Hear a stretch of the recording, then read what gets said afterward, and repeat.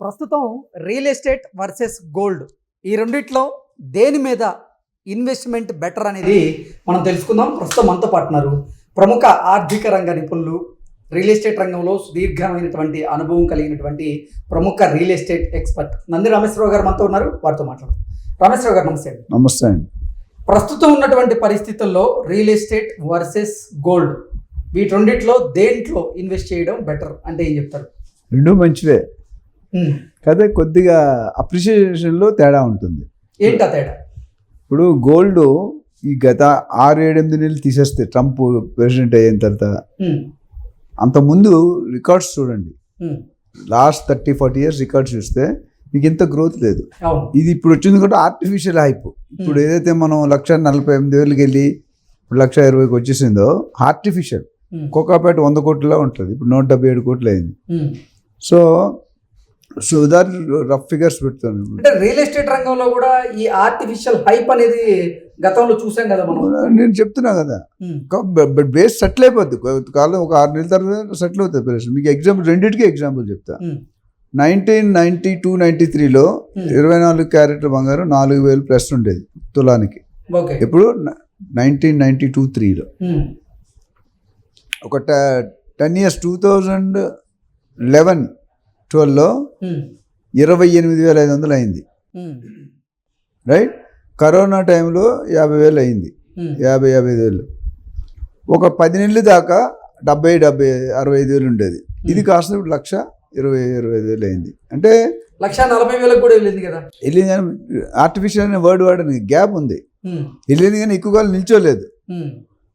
అరిసే కుక్క ఎప్పుడు కరవదు, ఇలా పెరిగి ఉంటే ఇలా పడిపోతాం. ఓకే. సో ఆ విధంగా చూసుకుంటే గోల్డ్ ఒక కన్సిస్టెంట్ లాస్ పెద్దగా పోరు కానీ కన్సిస్టెంట్ గ్రోత్ ఉంది. Now coming to real estate. Real ఎస్టేట్లో 2017 మన ల్యాండ్ వెస్ట్ జోన్లో 42 కోట్లు, సోకాల్డ్ ఏదైతే మనం హైటెక్ సిటీ, మనం కోకాపేట, నార్సింగ్ అన్నాం, 42 కోట్లకి వెళ్ళింది ఆప్షన్. 2023లో 100 కోట్లకి వెళ్ళింది, 100.75 కోట్లు. ప్రజెంట్ నిన్న కాక మొన్న 177 కోట్లు వెళ్ళింది. సో ఇక్కడ గ్రోత్కి అక్కడ గ్రోత్కి రియల్ ఎస్టేట్లో జనరల్గా తగ్గడం అనేది ఉండదు, కన్సిస్టెంట్ ఉంటుంది. పెరిగితే తగ్గిపోదు. 2007-8లో బబుల్ బర్స్ట్ అయింది. ఆ రోజు మొత్తం వరల్డ్ రెసిషన్. దాని తర్వాత నాకు తెలిసి అంత డౌన్ ఇప్పుడు అవ్వలేదు. అంటే ఆల్మోస్ట్ లాస్ట్ 15-14 ఇయర్స్లో real estate has been growing. Especially 2014-2023లో 10 రెట్లు పెరిగిపోయింది. ఎవరు ఊహించదు. బ్యాంకులో మనం ₹1,00,00,000 వేసాం అనుకోండి, మీ డబ్బులుండి ఎంత వస్తుంది? 7% ఇంట్రెస్ట్, అంటే 7 లక్షలు. ఇది మన రియల్ ఎస్టేట్లో 2 సంవత్సరాల్లో 2-3 టైమ్స్ అయిపోతుంది.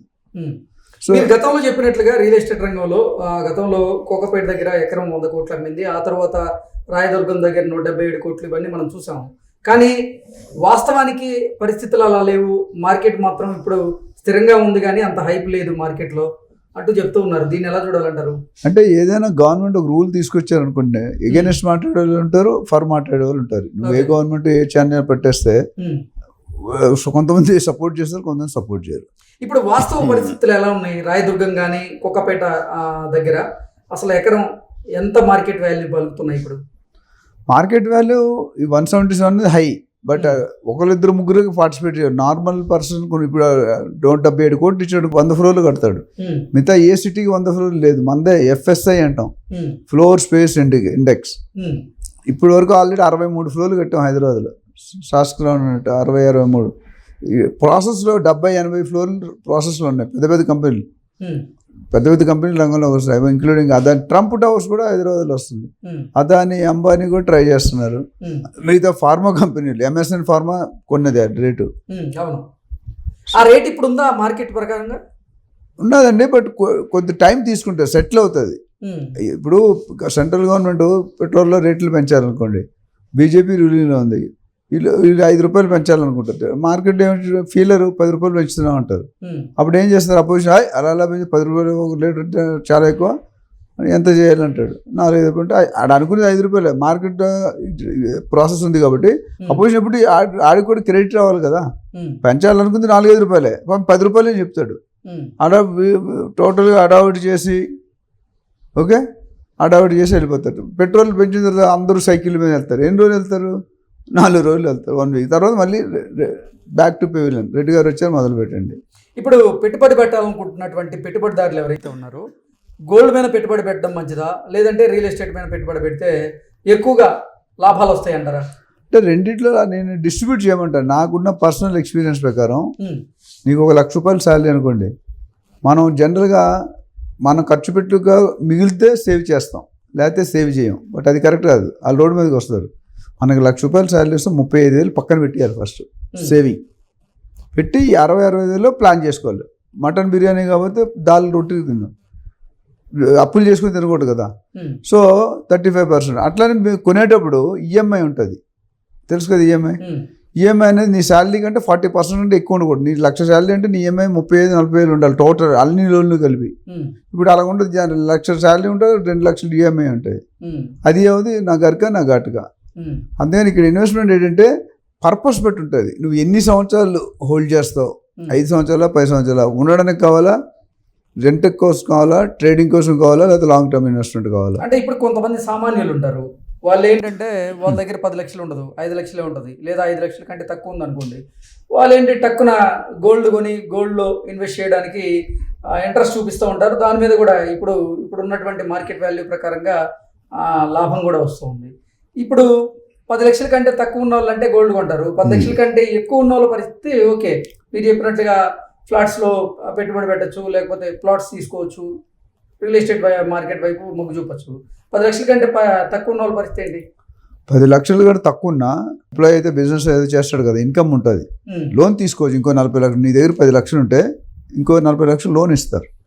లోన్ పెట్టుకొని ఈఎంఐస్ కట్టుకో, 20 సంవత్సరాలు 30 సంవత్సరాలు నీ శాలరీ పెట్టి. ఒకటి ఆప్షన్. లేనివాడంటే లోన్ రాస్తే మనం ఏం చేయలేం. 5 లక్షలైనా దూరంగా వెళ్ళాలి. ఎక్కడైనా కొనుక్కోండి, 100 గజాలు ప్లాట్ ఉండాలండి. ఆటో డ్రైవర్ అయినా రిక్షా డ్రైవర్ అయినా నా సజెషన్ ఏంటంటే 100 నుండి 2 ఇల్లు కొనుక్కోలేరు, ఫ్లాట్ కొనుక్కోలేరు, బంగ్లా కొనుక్కోలేరు, కమర్షియల్ బిల్డింగ్ కొనుక్కోలేరు. కానీ ల్యాండ్ అయితే కొనుక్కోలేరు. ఇప్పుడు సిటీకి ఎంత దూరం వెళ్తే అంత తక్కువలో ఉంటుంది. ఇప్పుడు బంజారాస్ ఉందను 3-4 లక్షలు ఉంది గజం. ఇప్పుడు కొన్నాం అనుకో, నీ డబ్బులుండి ఆఫ్టర్ 5 years ఎంత అవుతుంది? నీ 4 లక్షలు కొంటే ఎంత అవ్వచ్చు? 20,000-30,000 పెరుగుతుంది. 4 లక్షలు 8 లక్షలు అవ్వదుగా. అదే నువ్వు షాద్ నగర్ దాటి RRR దగ్గర కొనుక్కుంటే 10,000, 12,000, 15,000 గజం. 15,000 అసలు 1,00,000 అవుతుంది 5 సంవత్సరాల్లో. 10 సంవత్సరాల్లో 5 సంవత్సరాల్లో డబ్బులు 15,000, 30,000-35 అవుతుంది. సో ప్రతి మనిషికి, ప్రతి ఫ్యామిలీకి సొంత ఇంటి కళ అనేది ఉంటుంది. సో దాని ప్రకారం మీరు చూసుకుంటే 200 గజాలు కొనుక్కొని పడేస్తే అప్పుడు ఉంటుంది. ఆఫ్టర్ 20 years అదే 2 కోట్లు అయిపోతుంది. నీకు ఎగ్జామ్ వైజాగ్లో మేము ₹12 గజం కొన్నాం. ఎప్పుడు 1977లో ₹12 per yard, 300 square yards, 33,600, నెలకి ₹100 కట్టేవాళ్ళం. ఇప్పుడు ఎంత అయ్యి ఉండొచ్చు? 1977లో ₹12 అంటే ఇప్పుడు ఎంత ఉండొచ్చు నీ ప్రకారం రఫ్గా? చెప్పండి. ఆల్మోస్ట్ 1,50,000 ఉంది. ఊహించావు, ఎన్ని రెట్లు ఊహించావు? గజం అంటే మేము కొన్నప్పుడు ఒక రోడ్డు ఉండేది, ఇప్పుడు 6 lane ట్రాక్ అయింది. సో రోడ్డుకి దగ్గర అయిపోయాం మేము. రోడ్ ఫేసింగ్ కాదు, కొద్దిగా రెసిడెన్షియల్. అంటే మురళీమోహన్ గారు జేబేరి ఎన్క్లేవ్లో ₹750 అమ్మారు. గూగుల్ ఆఫీస్ ఎదురు జేబేరి అని. ఈరోజు అది 2.5 లక్షలు అయింది. So real estate is always less risk, more safe.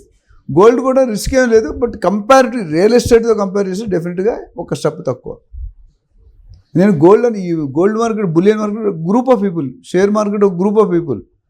ఎప్పుడేం ఒక పెద్దోడు ఒక మాట అనుకుంటే దాన్ని లేపేస్తారు. లేదంటే ఇవాళ పెరిగిన షేర్ రేట్లు రేపు ఉండకపోవచ్చు. 1 సెకండ్ చాలు కొలాప్స్ అవడానికి. సో నా ప్రకారం అయితే నేను డిస్ట్రిబ్యూట్ చేయమంటాను. మీరు ఇన్వెస్ట్మెంట్ షేర్ డబ్బులు ఉంటే డిస్ట్రిబ్యూట్ చేసుకోండి. ఎందుకంటే కొంత గోల్డ్లో పెట్టండి, కొంత రియల్ ఎస్టేట్లో పెట్టండి, కొంత స్టాక్ మార్కెట్లో పెట్టండి, కొంత మ్యూచువల్ ఫండ్స్లో పెట్టండి.